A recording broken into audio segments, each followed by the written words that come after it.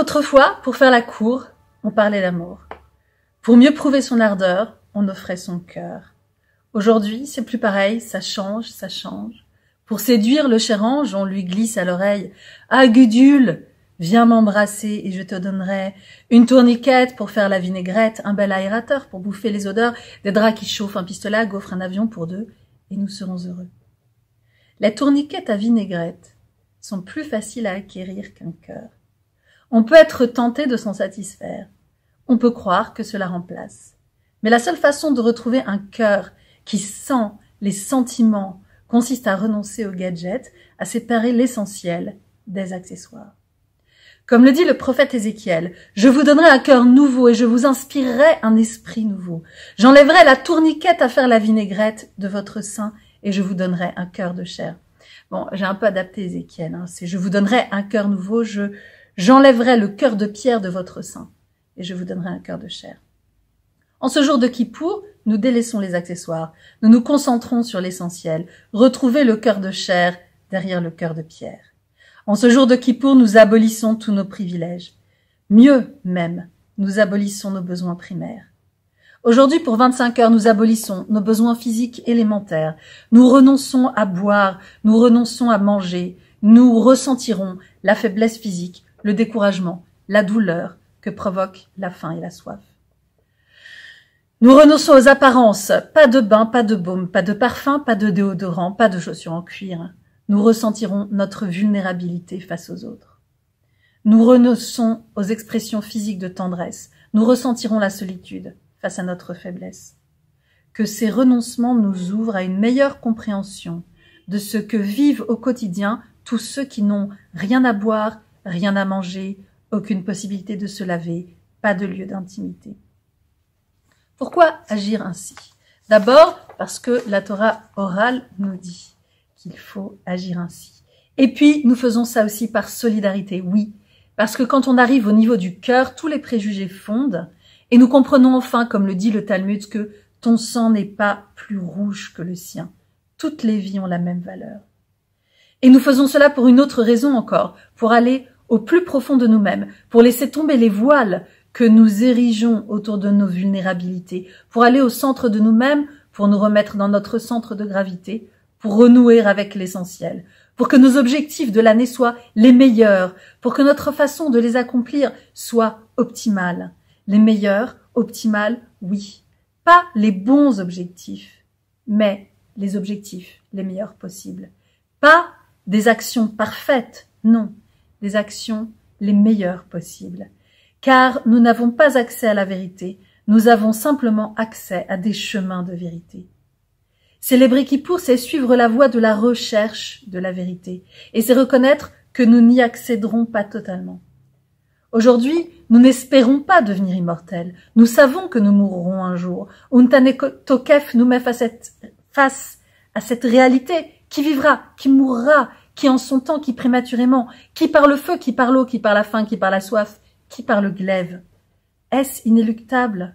Oui et non. Nous mourrons un jour, mais il est possible de nous dégager du mal, de la sentence.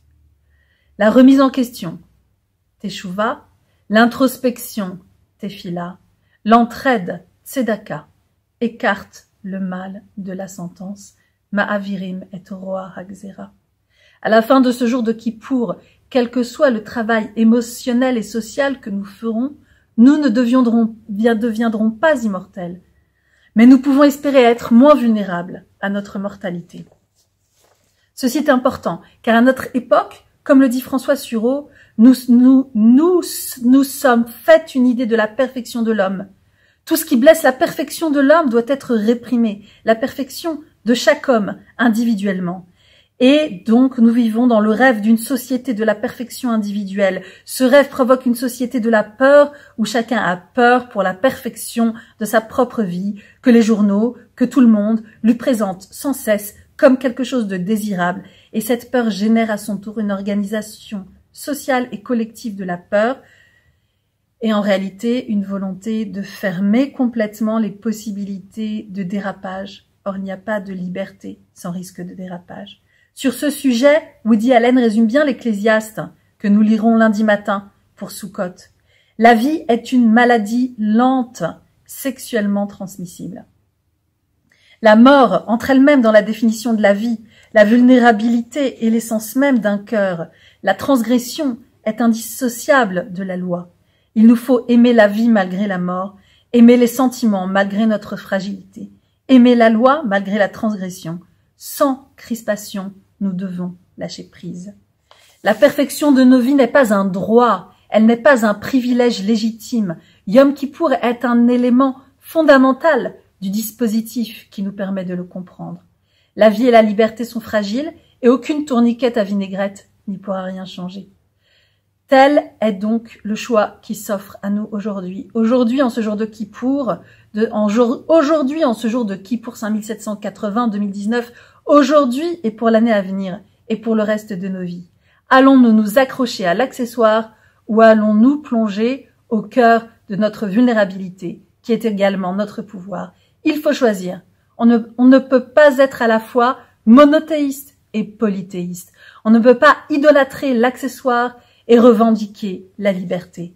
L'important, c'est de l'entendre. Si la tourniquette pour faire la vinaigrette est un privilège, il est temps de l'abolir. Jusque-là, pour moi, ça va. Si avoir un cœur de pierre est un privilège, il est temps d'y renoncer. Là, ça demande du travail. Si tirer avantage d'être un homme blanc hétérosexuel riche de 50 ans est un privilège, il faut nous en défaire. Et je ne suis pas certaine d'y réussir. Si tirer avantage de l'usage du plastique qui nous empoisonne est un privilège, il faut nous en dessaisir. C'est en cours.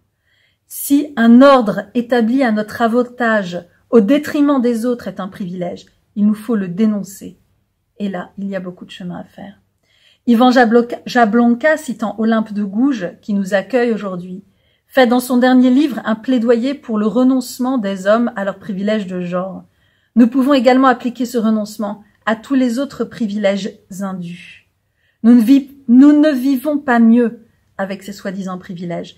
Qu'avons-nous besoin de tourniquettes, de cœurs de pierre, de privilèges de genre, de plastique ou d'un ordre qui nous favorise au prix de la vie des autres? En ce jour où nous n'avons pas besoin de manger, de boire, de nous parfumer, de nous faire beau, réfléchissons. De quoi avons-nous vraiment besoin? Nous finirons dans 23 heures avec la déclamation solennelle du Shema Israël et le son du chauffard. À ce moment, il faudra avoir décidé, cristalliser nos décisions et être prêt à utiliser les 509 760 minutes de l'année à venir pour mettre nos décisions en œuvre. Shema Israël, Adonai Eloheinu, Adonai Echad. Écoute Israël, l'Éternel infini, qui est notre force, l'Éternel infini est un. Il est le même pour tous et toutes. Tzom Kal, jeûne facile.